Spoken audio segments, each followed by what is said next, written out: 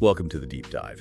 Today we're looking at a really significant day for Canada, June 23rd. Yeah, and our sources, Canada's geopolitical shift and domestic policy review and the other noteworthy items, they really lay out a fascinating, almost contradictory picture. Absolutely. We've got this big international defense deal, but also a pretty controversial domestic security bill introduced on the same day. And then there are these undercurrents, public debates, legal discussions about national identity, even sport. So our mission today is to unpack all of that, find the connections, maybe some of those aha moments. Yeah, what's really striking is how Canada seemed to be projecting outwards and pulling inwards almost simultaneously.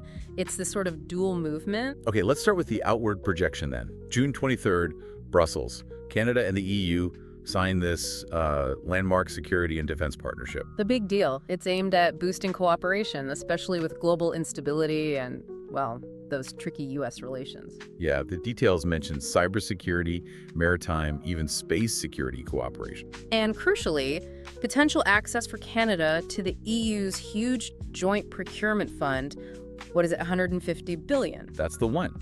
Prime Minister Carney framed it as key for supporting Ukraine, yes, but also diversifying alliances, moving a bit beyond just the U.S. focus. Which strategically makes sense on paper. But, and here's where it gets complicated, that same day, back home, the Carney government tables the Strong Borders Act. Right, the inward turn. Exactly. Aiming to tighten border controls, give the government more power over asylum claims, national security stuff. And the sources point out, the resemblance to some aspects of former President Trump's policies in the U.S. is, well, it's noticeable. It really is. It raises questions, doesn't it? Building alliances with the EU while echoing policies from a, let's say, more contentious U.S. era. How does that play out? Is it trying to project strength everywhere, or does it signal maybe some underlying insecurity about control? That's the tension, I think.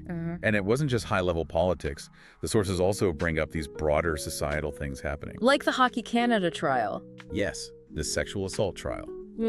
Legal experts were apparently warning about potential knee-jerk reactions, maybe rush change it to consent laws.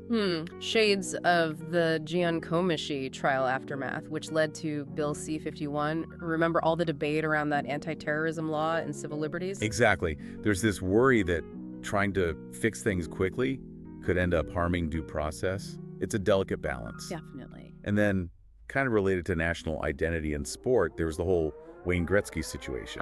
Yes, the criticism he faced for not being vocal enough supporting Canada during those Trump-era tensions. Right. Some fans felt let down. There was even that petition in Edmonton about renaming Gretzky Drive. It touched a nerve about national symbols and expectations. And if you link that back, it's fascinating. These cultural moments, the trial, the Gretzky debate, they're not separate. They feed into how Canada sees itself, both at home and how it wants to be seen abroad. It's all connected. So for you listening, what does this all mean? It means these big global shifts, these defense pacts, they aren't just abstract headlines. No, they trickle down. They connect to border policies, they connect to legal debates, even how we feel about our national icons. June 23rd really highlighted these stark contrasts, reaching out internationally while tightening controls domestically, and grappling with these really personal public identity questions. It really shows a nation in a moment of, let's say, deep self-examination, trying to figure out its place, its priorities, in a world that's changing incredibly fast. So here's something to chew on. How fast can a country really pivot its global relationships while also dealing with these intense internal pressures? And what does that tell us about where it's headed? A big question. And just to round out the picture of that day, life did go on, of course. Our other noteworthy items remind us of that. Yeah, the everyday stuff. Metro Vancouver was getting ready for Canada Day. Lots of free family events planned across Surrey, Richmond, Port Coquitlam, Burnaby. Community life continuing. And on the sports front, a bit of national disappointment, maybe. Argentina beat Canada 2-0 in the Copa America semifinal. With Messi scoring his first goal of the tournament, apparently.